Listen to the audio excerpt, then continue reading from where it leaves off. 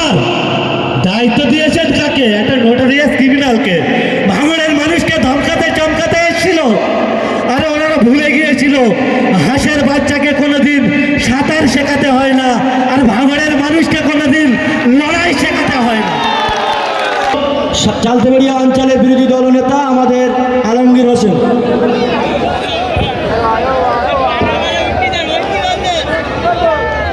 উপস্থিত আজকে সবার সঞ্চালক উপস্থিত আছেন,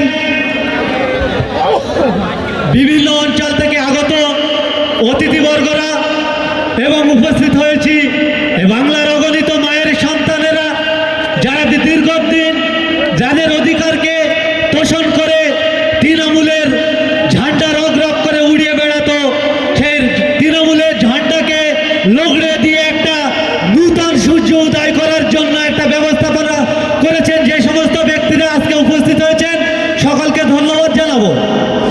আমি সর্বোপরি বলি, আজকের ইন্ডিয়ান সেকুলার ফ্রন্ট কি করতে চলেছে এটা আমাদের জানতে হবে। সর্বপ্রথম আবেগের রাজনীতি দিয়ে না করে যদি আমরা বিবেকের রাজনীতি করি, এই তৃণমূল এবং বিজেপির মতন ফেসিবাদী সরকার থেকে আমরা দূরে থাকতে পারবো।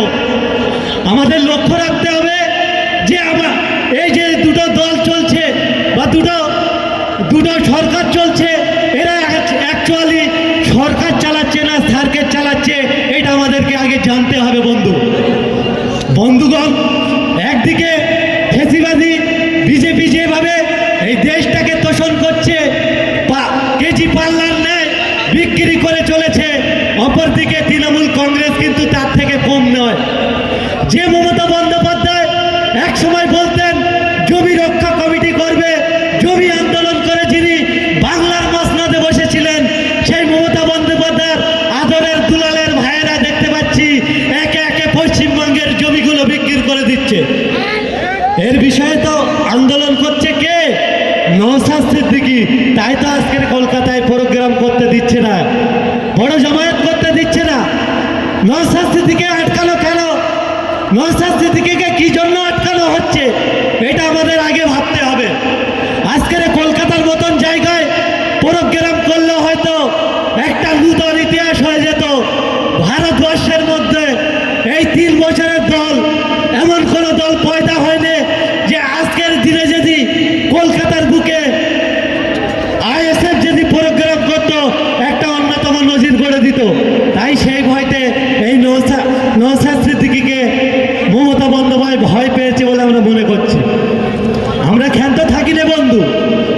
আমার সাচ্চু ভাই বলছিল যে দেবাংশু বন্দ্যোপাধ্যায় তিনি একটা স্লোগান বলেছিলেন যে খেলা হবে, খেলা হবে। সেই খেলা কি হবে আমরা মনে করেছিলাম তৃণমূল কংগ্রেস হয়তো উন্নয়নের খেলা খেলবে, তৃণমূল কংগ্রেস মনে হয়তো তারা হয়তো কর্মস্থলের খেলা খেলবে।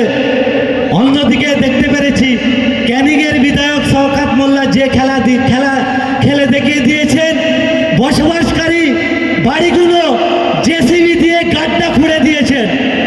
আমরা দেখেছি রমজান মাসে মানুষের ইফতার করার মতন পরিস্থিতি রাখিনি। বাংলার মানুষ সে খেলা দেখতে চায় না বন্ধু। আমরা মনে করি খেলার মেলা দিয়ে বাংলার মানুষকে যেভাবে মাতিয়ে রাখতে চাইছেন মাননীয়া, এই বাংলার মানুষকে খেলা এবং মেলা দিয়ে যেভাবে মাতিয়ে রাখতে চাইছেন, আর বেশি দিন সেই সময় লাগবে না। নওশাদ সিদ্দিকী যে আদর্শ নীতি আদর্শের মধ্য দিয়ে লড়াই সংগ্রাম করছেন, বাংলার মানুষকে জাগ্রত করছেন, একদিন এই বাংলার মানুষ দুহাত ভরে আশীর্বাদ দিয়ে এই বাংলাকে বাঁচানোর জন্য একটা নূতন সূর্য উদয় করে দেখিয়ে যাবে। আমরা আশা করব ইন্ডিয়ান সেকুলার ফ্রন্ট মানুষের জন্য যদি লড়ে, আপনাদের যদি মনে হয় মানুষের জন্য লড়ছে নওশাদ সিদ্দিকী, আমরা কিন্তু শাসক দলের মতন বলতে পারি না মানুষ আমাদের সঙ্গে আছে আর ভোটের সময় ভোট আটকাবো, এটা আমরা করি না। আমরা দেখেছি ওই পূর্বের বিধায়ক তিনি বাপের বেটা বলে দাবি করে যেতেন। সত্যি যদি বাপের বেটা হয়ে থাকেন, মানুষের উপরে আশা ভরসা যদি হয়ে থাকে আপনার, তাহলে গত যে আগামী দিনে যে লোকসভা আছে, যদি সত্যিকারের বাপের বেটা হও, ক্যানিং বিধানসভায় মানুষ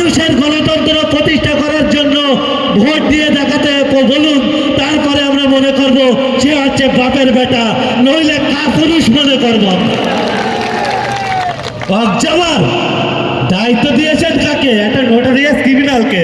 ভাঙড়ের মানুষকে ধমকাতে চমকাতে এসেছিল। আরে ওনারা ভুলে গিয়েছিল হাঁসের বাচ্চাকে কোনোদিন সাঁতার শেখাতে হয় না, আর ভাঙড়ের মানুষকে কোনোদিন লড়াই শেখাতে হয় না। আবারও দায়িত্ব নেন, শওকত সাহেবকে বলবো আবারও দায়িত্ব নেন। ভাঙড়ের মানুষ আপনার চ্যালেঞ্জকে অ্যাকসেপ্ট করে গণতন্ত্র প্রতিষ্ঠিত করার জন্য জারি রাখবে এই লড়াই। তাই সকলকে ধন্যবাদ জানিয়ে আমি আজকেকার বক্তব্য এখানেই শেষ করছি। ধন্যবাদ আলমগীর মহাশয়কে।